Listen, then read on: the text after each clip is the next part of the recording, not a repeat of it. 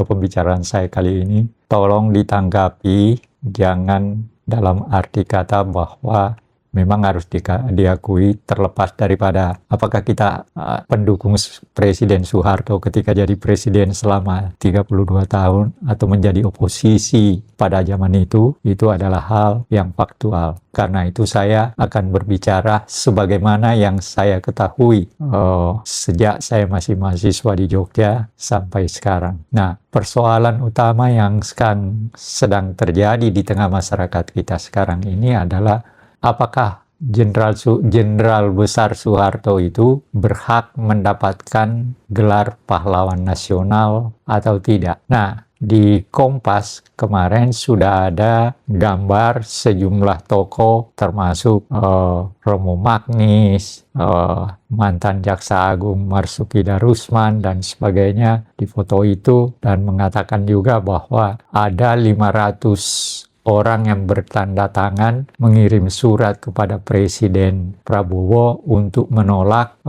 pemberian gelar pahlawan nasional kepada Pak Harto. Nah, sebenarnya begini, kalau kita melihat perjalanannya, maka kita bisa melihat kalau kita mau melihat mulai dari sejak dia menjadi presiden, pejabat presiden tahun 67, kemudian menjadi presiden penuh pada tahun 68 sampai dengan jatuhnya atau ketika menyatakan diri berhenti sebagai presiden. Jadi dia tidak menggunakan istilah mengundurkan diri, melainkan berhenti sebagai presiden Republik Indonesia pada tahun 98.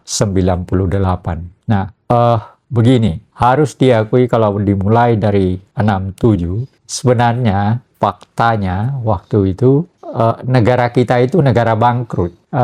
Inflasinya saja 600%. Tapi Pak Harto mengambil tanggung jawab sebagai presiden dengan didukung oleh berbagai pihak, terutama sejumlah ekonom dari UI, murid-murid atau rekan-rekan dari ayah presiden sekarang, yaitu Profesor Sumitro, dan kemudian berhasil memperoleh dukungan dari berbagai negara yang bersedia untuk memberikan bantuan keuangan untuk membangun ekonomi Indonesia kembali. Itu fakta pertama. Jadi dari negara bangkrut, Presiden Soeharto berhasil mendapatkan dukungan dari sejumlah ekonom UI, dan kemudian mereka berhasil menciptakan program untuk membangun kembali. Dan ketika itu pusat daripada rencana pembangunan ekonomi adalah Bappenas. Yang awal daripada proses itu, yang pertama sebenarnya menarik itu ketika Presiden Soeharto dalam proses menuju kepada kepada kedudukannya, itu ada istilah triumvirat. Waktu itu untuk presidennya masih Presiden Soekarno, tetapi kemudian ada 3 tokoh besar yang diistilahkan triumvirat dengan posisi masing-masing. Triumvirat pertama Sultan Hamengkubuwono yang menangani bidang ekonomi dan di Bappenas. Triumvirat kedua ada Malik dengan posisi Menteri Luar Negeri dan bidang politik. Triumvirat ketiga Pak Harto yang menangani bidang politik dan keamanan ketika itu. Nah, lalu kemudian beliau jadi presiden. Memang terjadi kontroversi dalam arti kata, dalam perjalanannya berbagai hal memang terjadi yang dalam konteks pada tahun 80-an, saya bahkan tahun 80-an atau itu memang sudah terjadi berbagai bentuk kontroversi tahun 70-an dan sebagainya. Salah satu diantaranya misalnya ketika Pertamina bangkrut tahun 70-an. Waktu itu Direktur Utama Pertamina adalah Ibnu Sutowo. Nah, saya pernah mendengar cerita dari seorang mantan menteri mantan menteri ini datang ke Pak Harto dan memberitahu, ya Pak Harto katanya tidak menunjukkan wajah yang marah, biasa aja. Cuma dia katakan, lalu dia beri tugas kepada seorang menteri untuk menyelesaikan itu. Dan memang akhirnya bisa diselesaikan kemudian. Itu episode kedua. Selanjutnya adalah ketika persoalan pemilu. Pemilu ketika itu terjadi berbagai persoalan yang berkaitan dengan posisi partai dan kapan pemilu itu dilakukan. Nah, terjadi perbedaan pendapat di antara elit politik ketika itu. Elit dari Bandung, antara lain dari beberapa tokoh, meminta agar supaya diadakan penyederhanaan partai dengan hanya 2 partai ketika itu. Nah, lalu ada juga yang dalam rangka itu segera meminta agar diadakan pemilu. Nah, maka terjadi pergumulan atau perbedaan pendapat.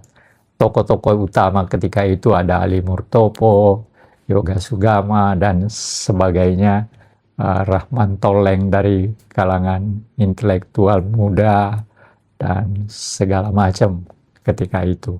Panglima Siliwangi ketika itu mendukung penyederhanaan partai. Tapi ya akhirnya ya pemilu pertama Orde Baru diadakan dan juga lahir partai politik baru yang bernapas Islam. Karena ketika itu ada tuntutan supaya Masyumi bisa dihidupkan. Tapi Pak Harto menolak. Lalu kemudian dibentuklah sebuah partai, Partai Muslimin Indonesia. Dan ketika itu juga terjadi persoalan, ada yang menghendaki supaya Mr. Muhammad Rum menjadi ketua karena dia tokoh Masyumi. Tapi ditolak juga. Akhirnya orang lain yang menjadi ketua. Yang juga nanti memang menjadi orang yang dekat dengan Pak Harto. Lalu proses berjalan, pembangunan ekonomi mulai berkembang, pemilu dilaksanakan, dan Pak Harto kemudian mengambil sekretariat bersama Golkar. Jadi dulu Golkar itu tidak menggunakan nama partai, hanya Golkar. Alasannya apa, itu partai-partai kerjanya cuma cari kedudukan, seterusnya, sehingga tidak digunakan. Sekber Golkar akhirnya dikenal dengan kata Golkar, dan tiap kali pemilu ya Golkar yang menang, karena Pak Harto dalam perkembangannya akhirnya Golkar menjadi partai pemerintah dan Pak Harto menjadi pemimpin utamanya. Di daerah ada gubernur yang jadi ketua Golkar, ada yang panglima jadi ketua Golkar, dan lalu kemudian Pak Harto melakukan penyederhanaan partai. Setelah ada Golkar, maka diadakan penyederhanaan partai. Partai-partai yang bernapas Islam dijadikan menjadi P3. Partai-partai non-Islam, termasuk PNI, kalau di Islam itu partai yang terbesar NU. Kalau nanti P3, Persatuan Pembangunan, Partai Persatuan Pembangunan.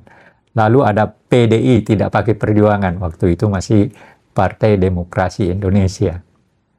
Gabungan diambil dari semua partai yang non-Islam. Jadi yang Islam bernama P3, yang non-Islam bernama PDI. Gitu. Tahun berapa itu? Tahun 71. Tahun 71. Maka pemilu diadakan, yang menang ya Golkar. Ya. Dan seterusnya nanti ya Golkar yang menang.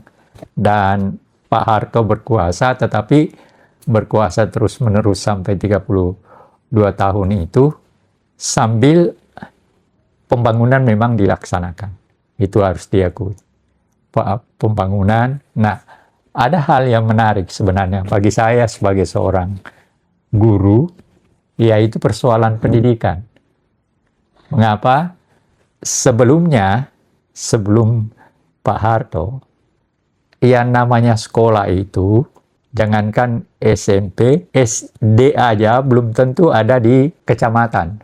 Bahkan di kota tertentu SMA itu cuma hanya di ibu kota kabupaten. Paling-paling juga ada satu. Tapi ketika Pak Harto jadi presiden, pendidikan itu mulai menyebar. SD pasti ada SD Impres. Pasti ada pada tingkat, paling tidak pada tingkat kecamatan pasti ada satu SD. Bahkan sudah ada SMP, bahkan dalam perkembangannya ada yang untuk SMA dan seterusnya. Jadi dari segi pendidikan, Pak Harto itu harus diakui dia yang pemerintah pertama yang menyebarkan pendidikan dari tingkat SD pasti ada di daerah, paling tidak di kecamatan pasti ada sekolah dasar gitu. Itu penting, itu yang penting juga.